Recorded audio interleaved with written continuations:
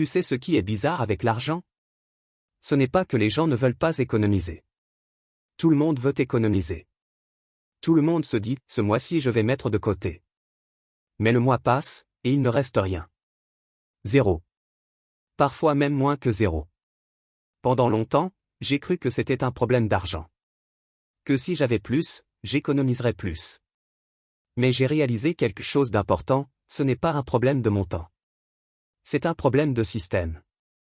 Les gens qui économisent bien ne sont pas forcément ceux qui gagnent le plus. Ce sont ceux qui ont mis en place des habitudes simples qui travaillent pour eux automatiquement, sans effort, sans douleur, sans même s'en rendre compte. Aujourd'hui je vais te partager 3 de ces habitudes. Des conseils que j'ai testés moi-même, qui m'ont aidé à commencer à mettre de l'argent de côté même quand je pensais que c'était impossible. Des conseils simples, accessibles, que tu peux appliquer dès aujourd'hui peu importe combien tu gagnes. Si tu es prêt, on commence.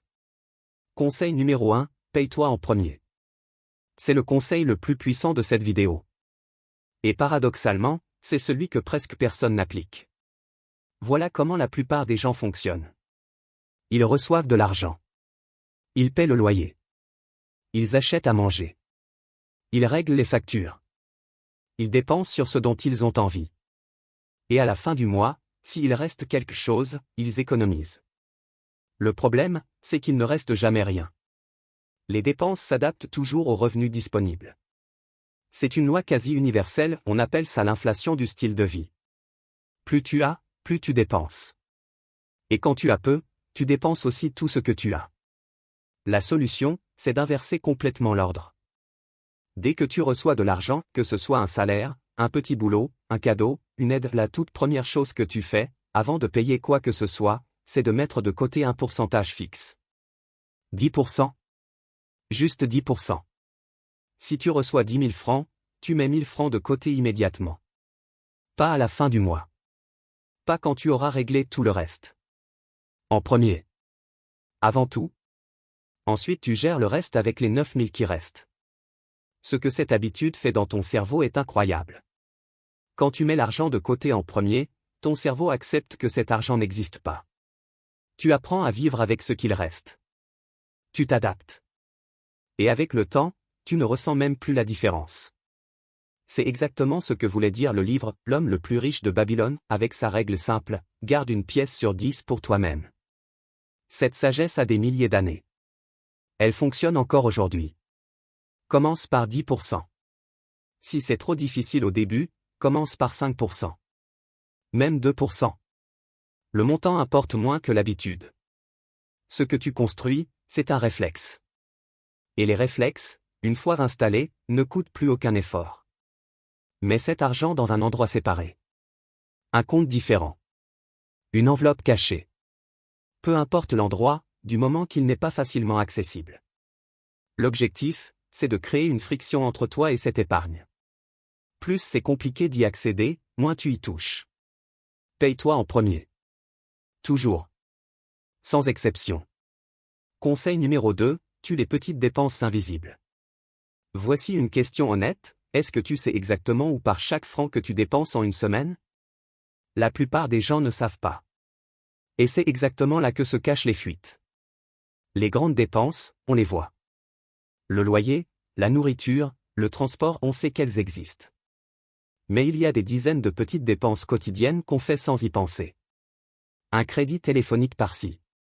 Une petite collation par-là. Un truc acheté sous l'impulsion du moment.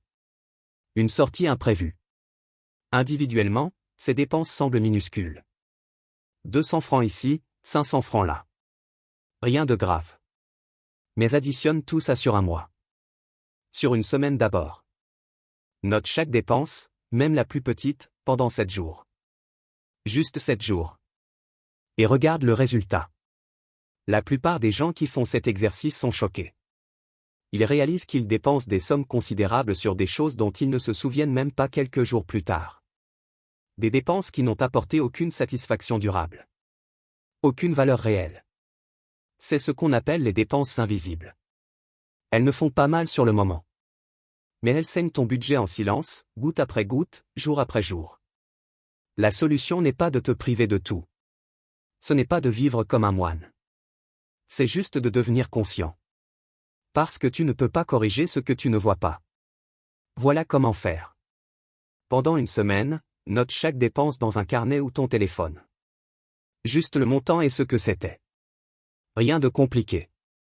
À la fin de la semaine, classe tes dépenses en 2 colonnes, nécessaires et non nécessaires. Tu vas voir apparaître des patterns. Des habitudes de dépenses que tu n'avais jamais remarquées.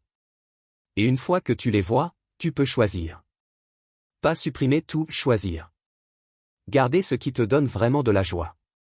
Couper ce qui part juste par automatisme.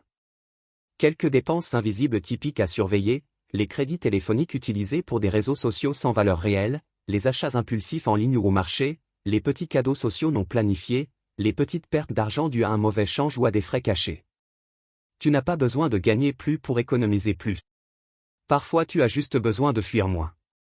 Conseil numéro 3, utilise la règle des 24 heures. Celui-là, il va te sauver beaucoup d'argent. On vit dans un monde conçu pour te faire dépenser.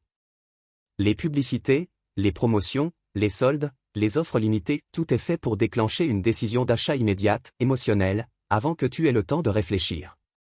Et ça marche. On achète des choses dont on n'a pas besoin, avec de l'argent qu'on n'a pas, pour impressionner des gens qui s'en foutent. C'est une phrase que j'aime beaucoup parce qu'elle est tellement vraie. La règle des 24 heures est simple, chaque fois que tu veux acheter quelque chose qui n'est pas de la nourriture ou une nécessité immédiate, tu attends 24 heures avant de le faire. Juste 24 heures. Tu ne dis pas non. Tu dis peut-être demain. Ce délai fait quelque chose de magique. Il coupe l'impulsion émotionnelle. Le lendemain, dans la majorité des cas, tu regardes cet achat différemment.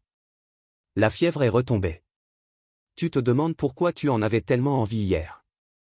Et souvent, tu ne l'achètes pas. Les études montrent que plus de 70% des achats impulsifs ne sont jamais réalisés quand on impose un délai de réflexion. 70%. Imagine l'argent que tu peux économiser juste en attendant un jour. Pour les achats plus importants, vêtements, téléphones, électroniques, meubles, portent le délai à 72 heures ou même une semaine. Plus l'achat est grand, plus le délai doit être long. Et pendant ce délai, pose-toi 3 questions simples. Est-ce que j'en ai vraiment besoin ou juste envie? Est-ce que cet achat va améliorer ma vie de manière concrète? Est-ce que je serai content de cet achat dans 30 jours? Si tu réponds oui aux 3, vas-y. Tu as réfléchi. C'est un achat conscient. Mais dans la plupart des cas, tu vas réaliser que l'envie était passagère. La règle des 24 heures ne te rend pas avare. Elle te rend lucide. Elle te redonne le contrôle sur tes décisions financières au lieu de laisser tes émotions décider à ta place. Voilà. 3 conseils. 3 habitudes simples. Paye-toi en premier dès que tu reçois de l'argent. Rends les petites dépenses invisibles visibles. Et attends 24 heures avant chaque achat non essentiel. Aucun de ces conseils ne nécessite un gros revenu. Aucun ne nécessite une formation en finance. Il nécessite juste une décision. Ta décision. L'éducation financière n'est pas réservée aux riches. Elle est justement plus précieuse pour ceux qui ont peu, parce que quand tu as peu, chaque franc compte double. Et si tu commences aujourd'hui, dans 6 mois tu vas regarder en arrière et tu vas voir quelque chose que tu n'as jamais vu avant, une épargne. Petite peut-être. Mais réelle. Et cette sensation, la sensation de contrôler ton argent au lieu que ce soit lui qui te contrôle, va tout changer dans ta façon de voir ta vie. L'argent ne fait pas le bonheur. Mais le contrôle de son argent donne une liberté et une sécurité qui changent tout. Commence aujourd'hui. Avec ce que tu as. Là où tu en es. Chaque franc économisé est un pas de plus vers la vie que tu veux. Et chaque pas compte.